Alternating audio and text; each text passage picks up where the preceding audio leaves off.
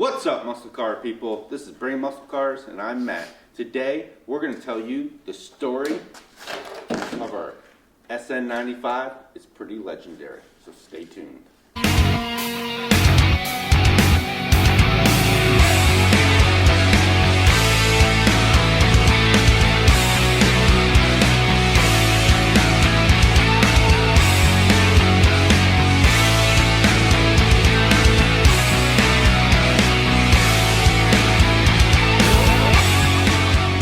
So this story kicks off a couple years ago, probably almost three years ago now, when Jared got Project Hurt Feelings.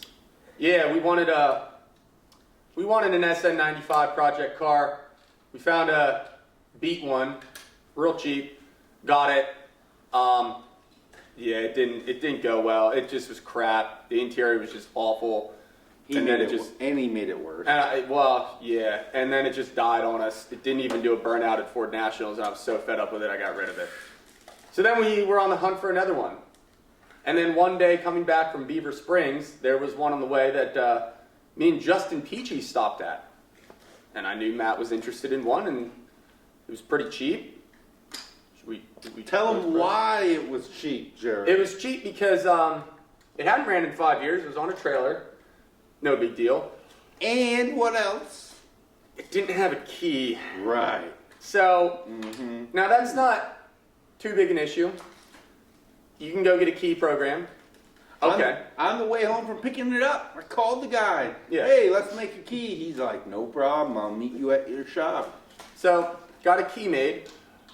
We had to, throw a battery in it and some other stuff just to get it going, and then, just to get it, to be able to turn the key over. Then we turned the key over, and we're trying to figure out how to transpond the key to the car because it needed that. Right. And it wouldn't do that. It wouldn't work. It would just turn over, but it wouldn't. The injectors and the plugs wouldn't fire. The key guy came 3 times. Couldn't do it. Made 3 different keys. Made extra keys for the Shelby, but couldn't get this to work. And he's like, "There's just something not working." And then. So we had to take it to a dealership. Wasn't great. My butt still hurts from that. Paid about as much as we did for the car for the dealership to tell us an entire module is missing. Yep. That is pretty much responsible for transponding the key. Yep. So they did that, and we got it to turn over, and we brought it back to the shop. And they told us it needed a fuel pump. Yeah, it needed everything, but I think they just set a fuel pump at that time. Yeah, but at that point we knew that it actually would turn over. So we brought it back. We got the fuel pump, put it in. Put a fuel pump in. So we did that, did a fuel filter and some other stuff. That actually ran at that point. It would start and idle on its own. And at that point, we were getting ready for an autocross. And Quinn was talking all this smack. Oh, that. So then I ordered brakes. So it's got brand new Stop Tech brakes, pads, and rotors, slotted and drilled. I like those. I don't care what anybody says. And I got eBay special coilovers. That's why she sits so mean and looks so good.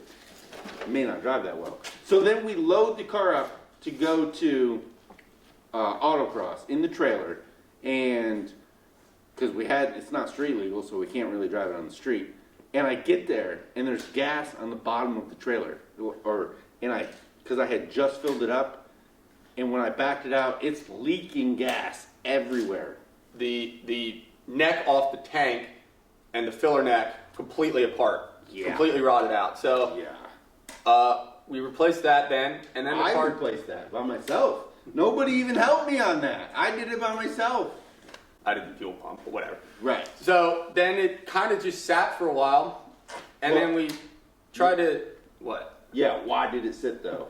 No one wanted to work on it. Yeah, but it wasn't running right. Yeah, well, we tried to get it driving, and it wouldn't run right. Right. We finally took it to our friend's shop, had a compression test done. No, that didn't go well. Yeah, he said, come pick up this piece of shit. And so then we're like, okay, then I felt bad, so I went. He talked me into buying this. Yeah. So I went and got another 4.6. We went to go down towards Philly to get it. Had a friend come over and we swapped it in. It's not exactly the same 4.6. We think it's out of an Explorer because it's a little different than a Mustang. But we put it in, and it turned over and it ran and it was fine. We thought it was fine. It was fine for a little bit, and then it just sat again. Transmission started leaking. Then the dipstick like just exploded. And then some guy put Flex Seal all over the dipstick to get it to stop leaking, and that didn't work. So our And the friend shop exhaust was fixed also it. really rusty, so we sent it back to the shop to get the trans dipstick fixed and the exhaust fixed from the cat back because it had all rusted off. And all it was an O-ring that was making it leak.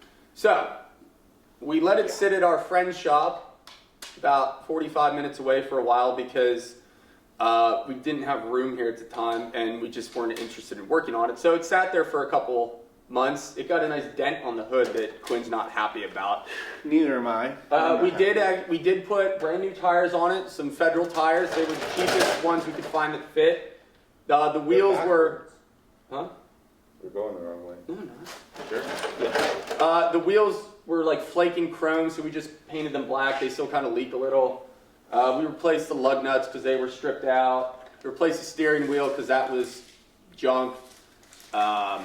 Quinn put like a little lip kit on it or something, I don't know, and some stickers, I guess, but whatever. So it sat up there for a while, and we went to go retrieve it one day, and it wouldn't start. It would turn over and die, turn over and die, turn over and die. And it drove us nuts, and eventually we finally got it running to the point where it would, like, if you mashed the gas, it would drive. So I said, Quinn, let's just go. I didn't feel like bothering anyone with the trailer. Drove it home about an hour away, back to the shop. It would just drive, stall out, drive, stall out, just constantly. But every time it would come right back on, and it was the weirdest thing. Brought it back to the shop, couldn't ever get it to start up again. So David, who's in the background now, suggested replace the math. So I bought a math, Quinn installed it, and now it runs. Genius. That's why we keep him around. But yeah, so it has a new engine, fuel pump. We missed the point, the starter died.